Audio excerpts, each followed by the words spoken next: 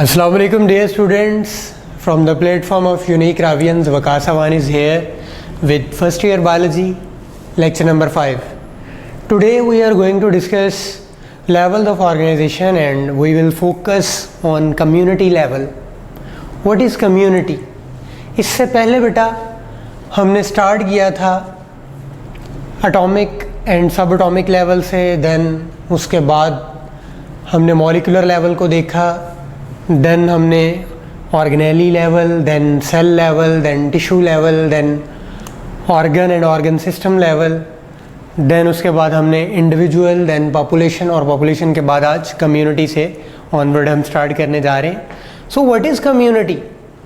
Population में आपने पढ़ा था a group of living organisms of same species living in the same place at the same time. तो बेटे अगर सेम स्पीशी का वर्ड आ जाए, मैंने आपको वहाँ पे भी बताया था, वो पॉपुलेशन है. अगर डिफरेंट स्पीशीज का वर्ड कहीं आपको मिले तो वो बेटा कम्युनिटी के लिए है. यानी अगर किसी जगह पे डिफरेंट स्पीशीज का मतलब different populations.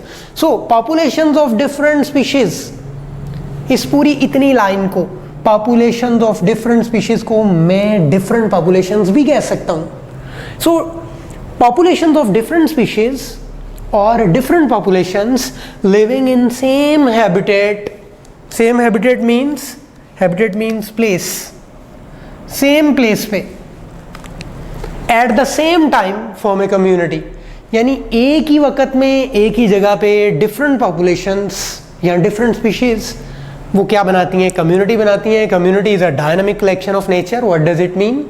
Dynamic collection means one population may increase and other population may decrease. For example, एक बेटे predator है और दूसरा prey है, और prey की तादाद बहुत ज़्यादा थी और predator की तादाद कम थी. predator को abundantly prey मिल रहा है, वो शिकार किए चला जा रहा है, और आहिस्ता आहिस्ता prey की तादाद कम हो रही है क्योंकि predator को एक्सेस में फूड मिल रही है. वो अपनी तादाद में इंक्रीज करता जा रहा है रिप्रोडक्शन से. वन पॉपुलेशन में इंक्रीज एंड अदर पॉपुलेशन में डिक्रीज. तो ये डायनामिक कलेक्शन ऑफ नेचर होती है.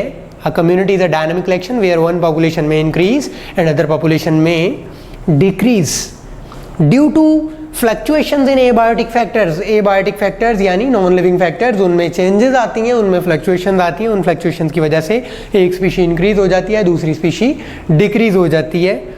That is dynamic collection of nature. अगर हम टाइप्स की बात करें तो दो तरह की कम्युनिटीज हैं यहाँ पर, complex community and simple community. Complex community, a community having many different populations, बहुत ज़्यादा नंबर, बहुत ज़्यादा पॉपुलेशंस हैं, और एक ऐसी कम्युनिटी जिसमें सिर्फ फ्यू पॉपुलेशंस हों, उसे सिंपल कम्युनिटी कहा जाता है. सिंपल कम्युनिटी की एग्जांपल आपने पढ़ी होगी, फॉलन लॉग्स. फॉलन लॉग एक कटा हुआ तना जो ज़मीन पर गिरा हुआ है, उसके नीचे बेटे आपको चंद स्पीशीज़ ही मिलेंगी. चंद स्पीशीज़ मतलब फ्यू पॉपुलेशंस. और अगर आप बात करें एक फॉरेस्ट की या एक पॉन्ड की बात करें, उसके अंदर आपको टू मैनी डिफरेंट स्पीशीज मिलेंगी. तो वो कॉम्प्लेक्स की एग्जांपल्स है, फॉरेस्ट और पॉन्ड. और सिंपल की एग्जांपल क्या है? सिंपल कम्युनिटी में फॉलन लॉग, ये इसकी एग्जांपल है. याद रहे, any change can have drastic and long lasting effect. अगर एनवायरनमेंट में बेटे कोई भी चेंज आ रहा है, कोई फ्लक्चुएशन आ रही है, तो उसका ज़्यादा ड्रास्टिक इफेक्ट सिंपल कम्युनिटी पे होता है, क्योंकि यहाँ पे स्पीशीज़ हैं ही बहुत कम. फॉर एग्जांपल सैलाब आया और जो एक फॉलन लॉग था, गिरा हुआ तना था, और उसके नीचे जितनी भी चंद पॉपुलेशंस थी, सैलाब का पानी उन सबको ही बहा के ले गया, उसका नामो निशान ही नहीं बचा. लेकिन बेटे वही सैलाब जब एक जंगल में आता है, तो जंगल में चंद स्पीशीज़ अगर ख़त्म भी हो जाती हैं तो बहुत सारी स्पीशीज़ बाकी रह जाएंगी. So any change can have drastic and long lasting effect on simple community as compared to complex community. Ecosystem क्या होता है बेटे? Part of the environment where both living components and non-living components live together and interact with each other. That is called an ecosystem.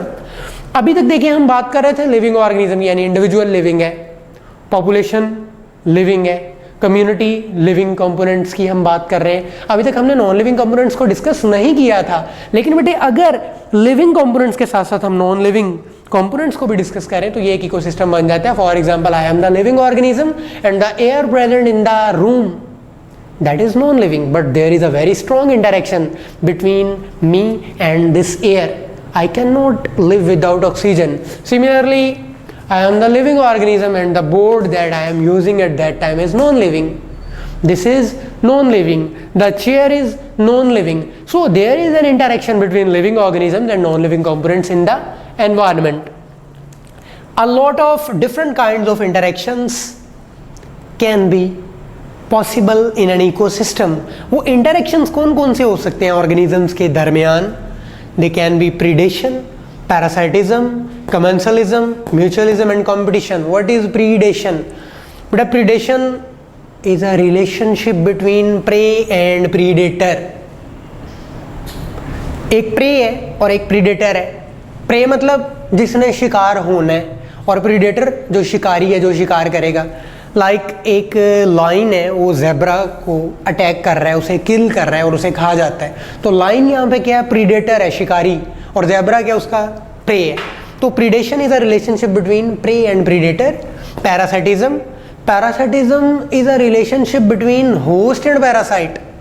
अब ये host क्या होता है, parasite क्या होता है, ऑलरेडी आपको मालूम है बेटा. Parasite, smaller living organism which lives on or inside the body, obtains food and shelter from the body and in return harm its living host is called parasite. For example, आपके sir में जुएं हैं तो वो क्या है? आपका parasite है, ectoparasite outside the body. वो आपसे फूड भी ले रही हैं, शेल्टर भी ले रही हैं, बदले में आपको नुकसान भी दे रही हैं. तो relationship between host and parasite is called parasitism. आप उसके होस्ट हो, आपकी जुएं आपकी पैरासाइट है, तो ये भी रिलेशन है. ठीक है. एक मॉस्किटो आपको आके बाइट करता है, आप होस्ट हो, मॉस्किटो क्या है? पैरासाइट है. कोई बैक्टीरिया, कोई वायरस आपकी बॉडी के अंदर चला जाता है, आपको इन्फेक्शन कॉज करता है, आप होस्ट हो, वो पैरासाइट है. So parasitism is the relationship between host and parasite. Then commensalism. बेटा कमेंसलिज्म सिम्बायोसिस की एक टाइप है, आप ऑलरेडी अपनी प्रीवियस क्लासेस में पढ़ चुके हैं कि commensalism is an interaction between two organisms of different species in which one organism is benefited while other organism nor benefited nor harmed. दूसरे वाला ना तो बेटे उसे बेनिफिट होता है, ना ही उसको कोई नुकसान होता है. फॉर एग्जाम्पल, आपने इसकी एग्जाम्पल पढ़ी थी कि एक जो सक्कर फिश होती है उसका शार्क के साथ रिलेशनशिप है. क्या? सक्कर फिश अपने सक्कर्स के ज़रिए शार्क की बॉडी से अटैच हो जाती है और फिर शार्क जिस जगह पे जाएगी, सक्कर फिश भी फ्री ट्रांसपोर्टेशन को एंजॉय करते हुए उस प्लेस पे चली जाएगी. शार्क जाकर अपनी खुराक खाएगी और जो बचे कुछ रेमनेंट्स होंगे वो सक्कर फिश को भी मिल जाएंगे. तो सक्कर फिश इतनी छोटी है, इसके ऊपर बैठ जाने से शार्क को ना तो कोई नुकसान है और ना ही इसका कोई उसको फ़ायदा है. लेकिन शार्क से सक्कर फिश को फ़ायदा मिल रहा है, फ्री ट्रांसपोर्टेशन और फ्री का बचा कुचा खाना. तो ये कमेंसलिज्म है. म्यूचुअलिज्म क्या होता है? A type of interaction between two organisms in which both organisms get benefit from each other. दोनों को एक दूसरे से फ़ायदा होता है, इसे हम म्यूचुअलिज्म कहते हैं. और म्यूचुअलिज्म की बहुत सारी एग्जांपल्स आपने पढ़ी. Lichen is one of them, mycorrhiza is one of them. Lichen क्या होता है? एल्गी और फंजाई में रिलेशनशिप होता है, यानी एल्गी फूड बना के देती है फंजाई को और फंजाई बदले में एल्गी को वाटर प्रोवाइड करती है. दोनों को एक दूसरे से फ़ायदा हो रहा है. इसी तरह कंपटीशन. कंपटीशन क्या होता है? किसी भी इकोसिस्टम में बेटा एक लिमिटेड सप्लाई है नेचुरल रिसोर्सेज की. उन नेचुरल रिसोर्सेज की लिमिटेड सप्लाई को यूटिलाइज करने के लिए ऑर्गेनिजम्स के दरमियान में कंपटीशन हो जाता है. तो ये भी एक इंटरेक्शन की टाइप है. So there are different kinds of interaction in an ecosystem. Next हम बेटे बात करेंगे living world in space. Enormous in size. जो भी हमारे पास आज ऑर्गेनिजम्स मौजूद हैं, they are enormous in size. उनका नंबर बहुत ज़्यादा है, वो रिप्रोड्यूस करते हैं और इवॉल्व कर रहे हैं since the time of their origin.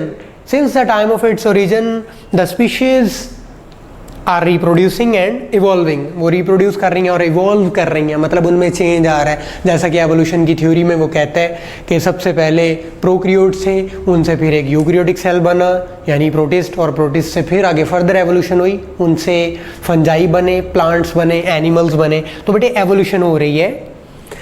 इसमें बड़ा इंपॉर्टेंट शॉर्ट क्वेश्चन है, पेपर में अक्सर पूछा जाता है, what is biome, define biome.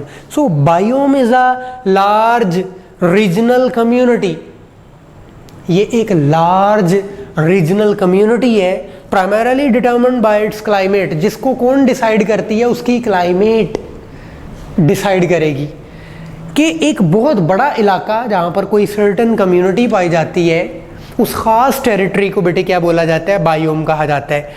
तो जो बायोम होती है, उस बायोम में पाए जाने वाले मेजर काइंड्स ऑफ प्लांट्स ये डिसाइड करेंगे कि वहाँ किस तरह के दूसरे प्लांट्स होंगे और किस तरह के दूसरे एनिमल्स पाए जाएंगे। So major kinds of plants determine other kinds of plants and animals in a certain region, in a certain biome. और हम बायोम को नेमिंग किस बेस पे करते हैं, इसको नाम दिया जाता है बेटा on the basis of major kinds of plants there, यानी किसी भी बायोम में जिस तरह के मेजर प्लांट्स होंगे उसी के अकॉर्डिंगली इसको नाम दे दिया जाता है, या फिर उस इकोसिस्टम के फीचर्स जिस तरह के होंगे उन्हीं फीचर्स को देखते हुए बायोम को नाम दे दिया जाएगा। सो ये बायोम का शॉर्ट क्वेश्चन आपसे पेपर में पूछा जा सकता है। नेक्स्ट बेटा हम बात करेंगे लिविंग वर्ल्ड इन टाइम, यानी कब से लिविंग ऑर्गेनिजम्स वजूद में आए और फिर किस किस तरह से उनमें चेंजेस आती चली गई, किस किस पीरियड में कौन कौन से ऑर्गेनिजम्स मौजूद थे। इस सारी चीज़ को जब हम बेटा स्टडी करते हैं तो हमारे पास एक चार्ट आता है जिसे कहा जाता है जियोलॉजिकल टाइम चार्ट, जो कि हमें बताता है कि various organisms evolved and dominated this planet. इस प्लैनेट के ऊपर डिफरेंट टाइम्स में डिफरेंट काइंड्स के ऑर्गेनिज्म इवॉल्व हुए, यानी सबसे पहले बैक्टीरिया प्रोक्रियोट्स इवॉल्व हुए, उनके बाद प्रोटिस्ट इवॉल्व हुए, देन आगे further with the passage of time protist से कुछ प्लांट्स बन गए, कुछ एनिमल्स बन गए और कुछ फंजाई बन गए। तो किस किस खास पीरियड में कौन कौन से ऑर्गेनिज्म डोमिनेट कर रहे थे, यानी डायनासोर्स किस पीरियड में डोमिनेट कर रहे थे, ठीक है, एम्फीबियंस किस पीरियड में डोमिनेट कर रहे थे। तो ये सब कुछ हमें कौन बताता है, जियोलॉजिकल टाइम चार्ट, यानी during various periods of geological time chart we can see that कि किस खास पीरियड में कौन कौन सा ऑर्गेनिज्म प्रेजेंट था, इवॉल्व हुआ और कहाँ जाके वो डोमिनेट कर रहा था, यानी वो नुमाया था। बेटा जब हम फॉसिल्स को स्टडी करते हैं, स्टडी ऑफ फॉसिल्स यानी पैलियोंटोलॉजी, तो ये चीज़ हमें इस चीज़ का एविडेंस देती है, evidence from discovery and study of fossils. हमें फॉसिल्स को स्टडी करने से इस चीज़ का एविडेंस मिलता है कि किस किस दौर में, किस किस टाइम में कौन कौन से ऑर्गेनिजम्स इवॉल्व हुए और किस पीरियड में वो जाकर डोमिनेट हुए और किस पीरियड में वो जाकर ख़त्म हो गए। सो स्टडी ऑफ फॉसिल्स यानी पैलियोंटोलॉजी, इससे हमें हेल्प मिलती है to place organisms in time sequence. एक टाइम सीक्वेंस में लेके आने के लिए फॉसिल्स हमें हेल्पफुल साबित होती हैं, यानी किस टाइम में कौन से ऑर्गेनिज्म थे, उससे बाद वाले टाइम में कौन से ऑर्गेनिज्म आए, उससे बाद वाले टाइम में कौन से ऑर्गेनिज्म आए, ये हमें फॉसिल से पता चल जाता है। फॉसिल्स से किस तरह से हमें पता चलता है, देखें ओल्डर ऑर्गेनिजम्स है ना बेटा, वो डीपर लेयर्स में होंगी, ये सेडिमेंट्री लेयर्स होती हैं ज़मीन की, वो बनती चली जाती हैं with the passage of time. यानी सबसे पहले कोई ऑर्गेनिज्म मौजूद था, कोई नेचुरल कैलेमिटी हुई, फॉर एग्जांपल ज़लज़ला आया, ज़मीन फटी, ऑर्गेनिज्म ज़मीन के अंदर चले गए, ज़मीन बंद हो गई, उनके जिस्म गल सड़ गए लेकिन उनकी हड्डियाँ वहाँ मौजूद थीं, वो सबसे नीचे। उसके बाद और तरह की लाइफ ऊपर आ गई, उन्होंने वहाँ पे रहना शुरू कर दिया।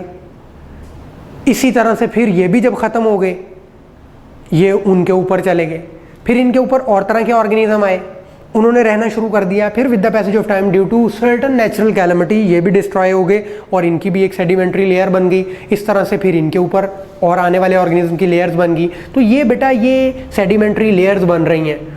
सबसे नीचे वाली लेयर में सबसे ओल्डर ऑर्गेनिज्म है, उससे ऊपर वाली में ज़रा लेटेस्ट और सबसे ऊपर वाली लेयर में सबसे लेटेस्ट मॉडर्न ऑर्गेनिज्म।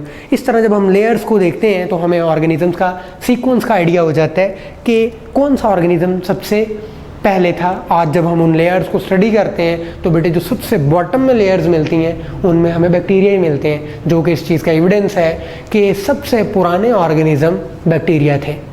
उससे ऊपर वाली लेयर में हमें प्रोटिस्ट मिलेंगे, जो ये चीज़ इंडिकेट करती है कि बैक्टीरिया के बाद कौन आए, प्रोटिस्ट आए। तो इस तरह से हम ऑर्गेनिज्म को प्लेस करते हैं एक टाइम सीक्वेंस में। ओल्डर ऑर्गेनिज्म हमेशा डीपर लेयर में मिलते हैं। If no disturbance in the sequence of layers, यानी शर्त ये है कि उन लेयर्स के सीक्वेंस में कोई डिस्टर्बेंस नहीं आनी चाहिए। अगर कोई डिस्टर्बेंस नहीं आई है, वो एज इट इज़ लेयर्स मौजूद है, तो उससे हमें सबसे नीचे वाली लेयर में सबसे पुराना ऑर्गेनिज्म मिलेगा और सबसे ऊपर वाली लेयर में सबसे लेटेस्ट ऑर्गेनिज्म मिलेगा। तो ये टाइम सीक्वेंस हमें मिल जाता है। यहाँ से एक इंपॉर्टेंट शॉर्ट क्वेश्चन पेपर में पूछा जाता है, डेटेज of rocks, how we can डेटेज rocks. तो बेटे जो फॉसिल्स हमें मिलती हैं उन फॉसिल्स को हम निकालते हैं और उन फॉसिल्स के अंदर मौजूद सर्टन रेडियो एक्टिव आइसोटॉप्स को देखा जाता है, उनका कंपैरिजन किया जाता है। यानी दो फॉसिल्स मुझे मिली, एक फॉसिल में रेडियो एक्टिव आइसोटॉप की क्वांटिटी कम है, दूसरी फॉसिल में रेडियो एक्टिव आइसोटॉप की क्वांटिटी ज़्यादा है। तो जिसमें कम है इसका मतलब वो बड़ी देर से, बड़े पहले वो नीचे दब चुका था और with the passage of time half life की वजह से उसके अंदर एक सर्टन रेडियो एक्टिव आइसोटोप जैसे कि कार्बन 14 को देखा जाता है लिविंग ऑर्गेनिजम्स के लिए, उनकी फॉसिल्स की रिलेटिव एज को डिटरमिन करने के लिए। तो जिसमें कार्बन 14 सबसे कम था वो उतना ही पुराना था, जिसमें C14 सबसे ज़्यादा है वो उतना ही लेटेस्ट ऑर्गेनिज्म था। So by comparing the amounts of certain radioactive isotopes they contain, we can determine the relative age of fossils found in the rocks। ये बड़ी शॉर्ट क्वेश्चन है, how we can datage rocks। तो fossils found in the same layer, अगर कोई सी दो fossils same layer में पाई जा रही हैं इसका मतलब है कि बेटे वो वाले ऑर्गेनिज्म सेम टाइम में एग्जिस्ट करते थे, सेम टाइम में वो मरे, सेम टाइम में वो एक ही जगह पे ज़मीन के नीचे दब गए और उनकी फॉसिल्स एक ही लेयर के अंदर मौजूद है। अब जियोलॉजिकल टाइम चार्ट में डिफरेंट इराज हैं, यहाँ से बेटा ये दो शॉर्ट क्वेश्चंस हैं जो पूछे जाते हैं और इसके अलावा MCQ में ये डेट्स हैं, रेयरली ये पेपर में आती हैं लेकिन एहतियातन हमें इनको रट्टा ज़रूर मार लेना चाहिए, ठीक है। तो सबसे पहला क्वेश्चन यहाँ से ये पूछा जाता है, what are eras in geological time chart. 4 eras are there, Cenozoic era, Mesozoic era, पीलियोजोइक era, Proterozoic era. यानी सबसे पहले कौन सा था जो जितना ज़्यादा दूर है, देखें 2000 मिलियन ईयर्स अगो सबसे पुराना, सबसे पहले वो था प्रोटेरोजोइक ईरा। उसके बाद कौन सा ईरा आया, पेलियोजोइक ईरा। वो कितना अरसा पुराना है, 270 मिलियन ईयर्स अगो से लेकर 600 मिलियन ईयर्स अगो, यानी ये ज़रा करीब का टाइम है। उससे भी ज़्यादा करीब का टाइम मीजोजोइक ईरा, 135 से लेकर 225 मिलियन ईयर्स अगो पहले ये ईरा मौजूद था। और सबसे latest era that is cenozoic era, जो कि 70 मिलियन ईयर्स अगो का ईरा है। तो ये 4 ईराज हैं जियोलॉजिकल टाइम चार्ट में, cenozoic era, Mesozoic era, paleozoic era, Proterozoic era. अब इन ईराज में यहाँ से आपको फर्दर क्वेश्चन पूछा जा सकता है कि व्हाट आर पीरियड्स, यानी एक ईरा में डिफरेंट पीरियड्स होते हैं, what are periods in Mesozoic era. Mesozoic era में 3 पीरियड्स हैं, Cretaceous, Jurassic and Triassic. Cretaceous, Jurassic and Triassic, इनका बेटे ये आपको ईयर याद होना चाहिए। Cretaceous was 135 million years ago, Jurassic was 180 million years ago and Triassic was 225 million years ago. यानी मीजोजोइक ईरा में जो 3 पीरियड थे इनमें सबसे पुराना पीरियड कौन सा है, ट्रायसिक, और सबसे नज़दीक का ईरा कौन सा है, क्रिटेशियस। देन बेटा what are periods of Paleozoic era. पीलियोजोइक era में ये पीरियड्स हैं Permian, Carboniferous, Devonian, Silurian, Ordovician and Cambrian. इनके आगे ईयर्स भी मेंशन है, Permian 270 million years ago, Carboniferous 350 million years ago, Devonian 400 million years ago, Silurian 440 million years ago, Ordovician 500 million years ago and Cambrian 600 million years ago. तो ये था बेटे हमारा आज का topic, living world in time and living world in space. Any problem, any question, you can ask me. अस्सलाम वालेकुम, अल्लाह हाफिज़।